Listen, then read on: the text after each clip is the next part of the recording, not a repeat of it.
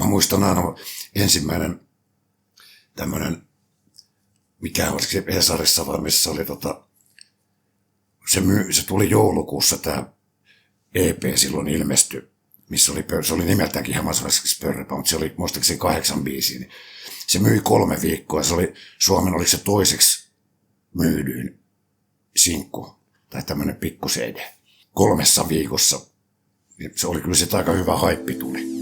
Ja sitten se otsikko oli, että Tenkanen löi Beatlesit.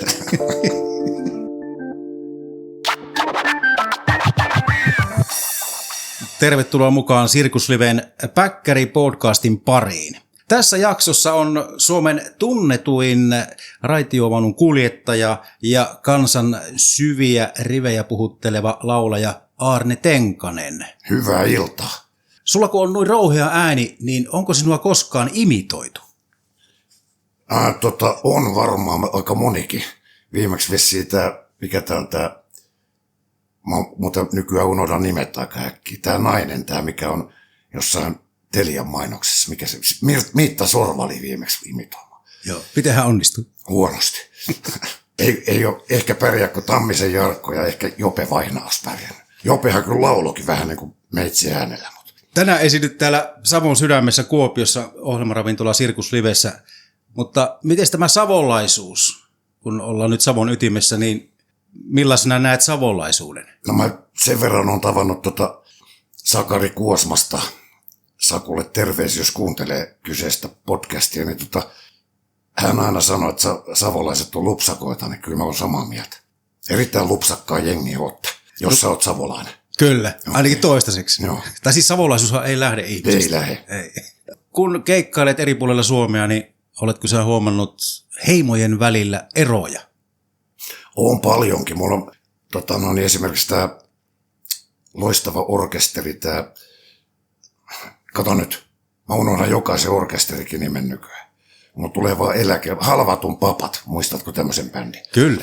Kauppisen Pete oli mun hyvä kaveri ja rauha hänen sielulleen, niin me huomattiin, että vaikka on älytön ero ja kuitenkin voi olla sama.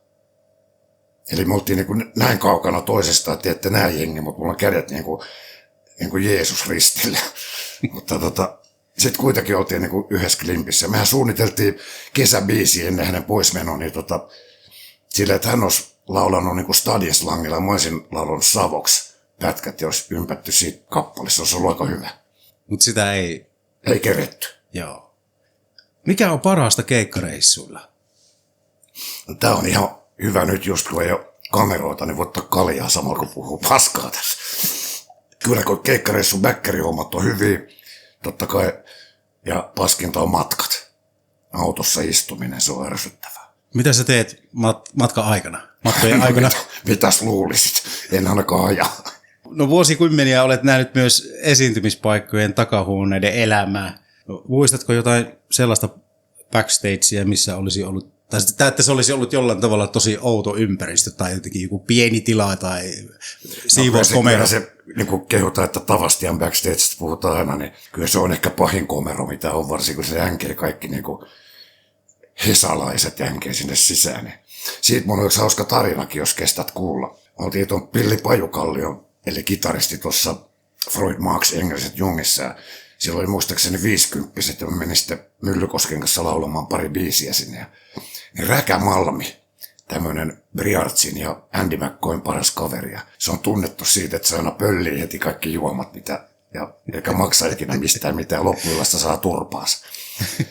Ja siellä oli 1 pullo Koskenkorvaa. Mä otin sitten snadit hömpsyt, ja mä kuulin, että Räkä Malmi tulee. Mä panin sen kaktuksen taakse, semmoisen purkin taakse piiloon. Mä en tiedä, miten se perkeleen vihikoira kuitenkin haistasi jotenkin. Kaivoi se sieltä perkeleen purkin takaa. Okay. Hän ammattimies. No nythän ollaan tässä Sirkusliven päkkäritiloissa, millä tämä näyttää? No tää on hyvin söpö ja moderni, mutta ei täällä varmaan moni bändi ole käynyt, kun täällä on seinät näin puhtaat. No sitten kun huomenna aamulla on, niin on tuhrittu. Tää on Sirkusliven Päkkäri-podcast. No kuitenkin raitiovaunun kuljettajan työtä teet. En enää ole tehnyt vuosikausia. Aha. Tuuraamassa kävin vuosia sitten ja mä oon ex. Mä lopetin, kun ne rupes puhalluttaa ratikkakuskeja. Mä ymmärrän, minkä takia se pitää puheluttaa, kun ne menee kiskoilla. Ainoa, mikä on nyt syksyllä lehtikeli. Silloin pitää mutkas ottaa vähän varovasti, ettei lähde raiteelta. Millaista hommaa raatiovanun kuljettajan työ oli? No, siinä on hyvät puolet ja huonot puolet. Hyvät puolet on tietysti se, että siellä on etuajo-oikeus aina. Eli tulee mistä tahansa auto, jos se ajaa sen päälle, niin autoilija maksaa. Mutta sitten huonot puolet, että se on se sama reitti aina sitten. Siinä ei paljon pääse niinku livahtamaan. Millä kulkupelillä sinä itse tykkäät liikkua eri paikkoihin? Autolla tietysti, mutta niin kuin tiedät, auto on paras ja taksi. Radio-ohjelmista olet myös tullut tunnetuksi ja varsinkin 90-luvulla silloin tulit Suomen kansalle tunnetuksi. Ja useita ohjelmia teit ja olit niissä mukana, mutta yksi tietysti mieleenpainuvimmista on Radiomafian Koe-eläinpuisto. Kyllä. Millaista aikaa se oli? Se oli hienoa aikaa, siitä oli kiva nauhoittaa ja monta tehtiin suoranakin niin kuin vuosikausia sillä, että vähän vaihdeltiin nyt koska suorana ja koska nauhoitettuna. Mutta oli makeata kyllä, meillä oli makea jengi silloin, se oli oikein vähän niin kuin perhe. Joo. Tämä on suora lainaus Wikipediasta tästä Koe-eläinpuistosta, että tyypillisessä jaksossa Sundqvist kiertää yksin tai vakiojäsentensä kanssa haastattelemassa ihmisiä elämän kaikilta aloilta, usein hyvin maanläheisissä tunnelmissa. Tyypillistä on se, että kaikki jaksoissa esiintyvät tilanteet viedään äärimmäisyyksiin, jollaisia ovat myös ohjelman vieraat. Koe-eläinpuistossa ajankohtaiset teemat limittyvät musiikkiin kappaleiden liittyessä usein enemmän tai vähemmän roolihahmojen tokaisuihin. Kuulostaako tämä tutulle tämä kuvaus? Kyllä kuulostaa ja mulla on tuohon pari pointtiakin. Muun muassa tämä just, että mennään tiettyyn biisiin tietystä tarinasta, niin Jöstä sai semmoisen jonkun ihmeellinen fiksaation siitä, että joku pani sille aina, kun siihen aikaan oli kirjeet ja kortit kato aluksi. Että eihän ollut mitään sähköposteja, ne tuli sitten, mutta tuli niin paljon kysymyksiä sit siitä, että ne arvuuttelee jengiä, että mikä seuraava biisi on. Sitten se sai Jöstä siitä jonkun mieleyhtymä, että se piti rupea tekemään aina silleen, että se seuraava biisi on niin kuin joku siitä tarinasta jatkuu suoraan. Jöstähän kuunteli paljon niin kuin kuulijoita, että mitä sieltä tulee, niin sen mukaan vähän elettiin myös. Erittäin suosittu ohjelma oli tämä. Oli joo, parhaimmillaan muistaakseni joku 800 000 kuuntelijaa per ohjelma. Tuleeko vielä joku juttu mieleen, siis joku radiojuttu, haastattelu tai jokin vierailu jossain, mikä sulle on jäänyt mieleen siitä? No radiosta tulee ainakin mieleen se, kun porukat kysyvät, että voiko tulla katsoa, kun te nauhoitatte. Mä aina sanon, että ei kannata voi katsoa, että kun illuusio katoo, jos sä näet sen, miten me tehdään. Vaikka saunakohtaus, missä jostain on varastanut nuoremman lapsensa vappuviuhkan ja hakkaa sillä jalkaa, niin kuin että olisi saunavihta. Ja sitten se kaataa lasista toiseen vettä, kun tenkanen kusee kiukaalle. Ja kiuasääni tuli sitten, se sihinä tuli sitten taas tästä äänituotannon näistä kaseteista. Eli se on hyvä pitää se illuusio yllä. Niin, että jos sä näet sen, niin että se sitten, eihän siinä ole mitään. Joo. Millainen Josta Sundqvist oli ihmisenä? Reilu, hyvä ukko. Jostahan sanoi aina se kutsui itseänsä kusipääksi, mutta mä en löytänyt sitä puolta siellä, kun futisvalmentajana joskus.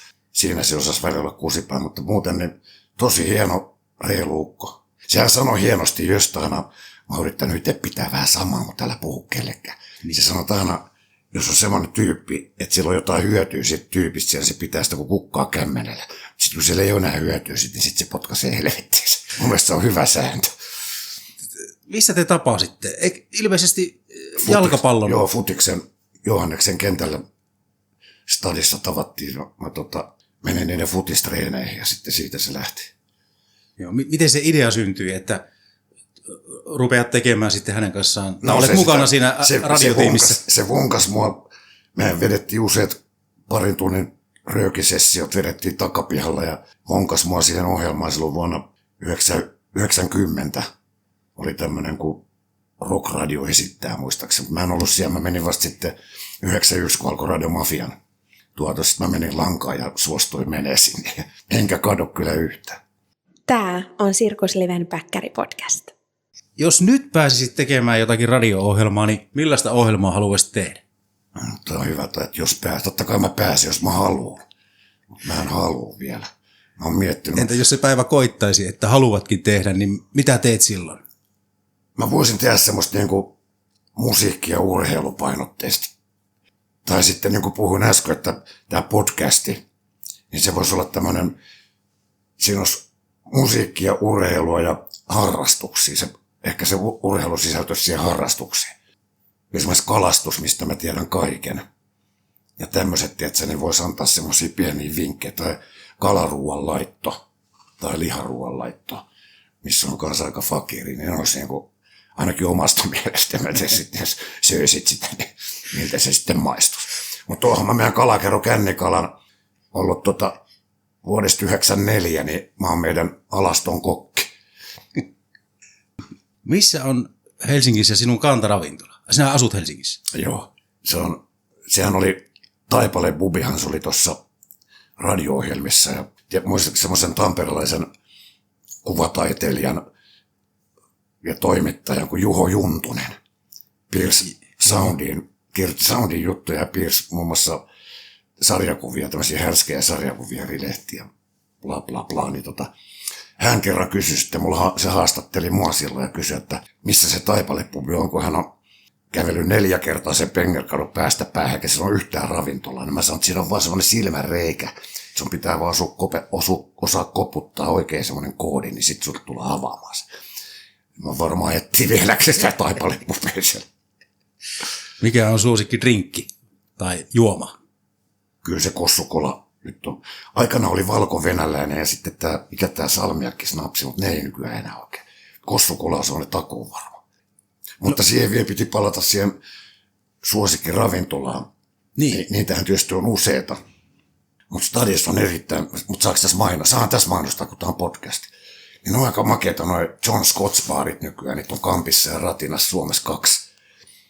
Ja sitten on Espanjassa ja Ruotsissa, niin suosittelen käydä kokeilemaan. Siellä on hyvät safkat ja hyvä meininki. Mutta sieltä tietysti Kallion perinteiset kaikki kuppilat, niin niitä ei voi kuin suositella. Mitäs muuta elämään mahtuu kuin musiikkihommia, keikkahommia ja kalastusta? Onko vielä jotain sellaista? Mitä teet? No kyllä mulla on tää futisjengi Atlantis, sinne joutuu työntää fyrkkaa aina, kun mitä keikoista jää ylimääräistä. Pudottiin tosin kakkosdivisioona nyt, että ajattelin, että jaksako sitä enää luusereiden kanssa pyöriä, mutta pakko kai se on ollut perustamassa seuraa. Niin. Se oli muuten minun ja Jöstan ja yhden 3. kaverin perustama seura. Tämä on Sirkusliven Päkkäri-podcast. Kappaleesi Hemaisevan seksikäs pörröpää. Sehän saa yleisöt edelleenkin mukaansa ja 90-luvullahan tämä kappale julkaistiin ja iso hitti. Hitit ei kuole koskaan. Niin.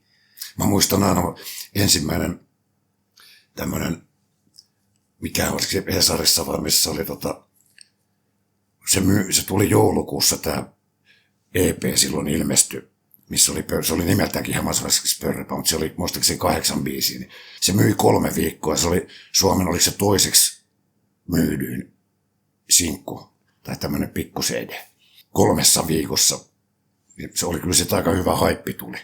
Ja sitten se otsikko oli, että Tenkanen löi Beatlesit. Joku toimittaja Irville, joka keksinyt tämmöisen, kun Beatlesit oli myynyt vähemmän silloin ne levy, mikä tuli. Mitä ajattelet, että mihin perustuu sen kappaleen suosio? Jaa. Ensinnäkin siinä on käytetty erittäin paria tunnettuakin alkuintrossa. Esimerkiksi on tähdet melkein, mutta sitten ei ihan kuitenkaan. Ja sitten tulee vähän pieni, hellä, pehmoinen. Että kyllä meillä on keinomme, mutta kyllä se on tarttuvuus. Sä kuulet sen, niin sä illalla hyräilet sitä. Kerro vielä se, että miten tuo kappale syntyi. No se on Jöstan käsialahan se on. Mutta se mä sillä tavalla otan, että se on tullut kuitenkin silleen, että Jösta on tehnyt sen niin kuin Tenkaselle, niin silleenhän se niin kuin, siitä se on lähtenyt. Että siinä piti olla kaikki nämä kliseet. Ja mä muistan, kun tehtiin sitä aikanaan, siellä oli toinen säkeistö kirjoittamatta ja siinä meni 5 minuuttia siinä toisen säkeistön kirjoittamisessa. Ja siinä tuli kaunein asia, mitä mies voi sanoa naiselle. Ei koppa kaljaakaan sua korvaa.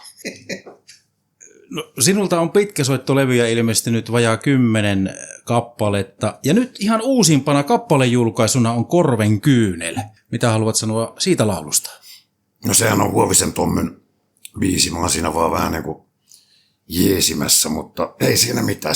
Se kertoo maapallon tilasta, että mihin suuntaan ollaan menossa. Ja se on vähän tämmöinen vihervassari-biisi, mutta kyllä mä ton verran voi olla vihervassari, vaikka en olekaan.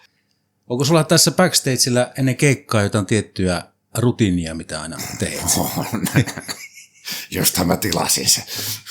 On se yleensä Pullokosken korvaa puolet. Ennen oli muuten paljon enemmän, toleranssi oli paljon isompi, kun pystyi 2 semmoista 3 varin kossuukin juomaan. Nykyään ne yhden jälkeen rupeaa jo änkyttää. Tähän loppuun niin saat valita, että haluatko kertoa vitsin vai moton? Sano uudestaan tuon vitsin. Vitsi. Se tuli suoraan niin kuin Spede Pasaselta. Niin. Ai vitsi. runo. No okei, siis vitsi, motto tai runo, saat valita. Mä kerron kaikki. Anna tulla. Mun ehkä typerin ja samalla kaunein runoin oli kesä. Kuuma. Huuma. Puuma. Kiitoksia Arne Tenkanen. Kiitos. Tässä Sirkusliven Päkkäri podcast-jaksossa vieraana oli siis laulava raitiovaunun kuljettaja, entinen raitiovaunun kuljettaja Arne Tenkanen. Pysy kuulolla ja ota Powdenroll-tili seurantaan. Tämä on Sirkusliven Päkkäri podcast.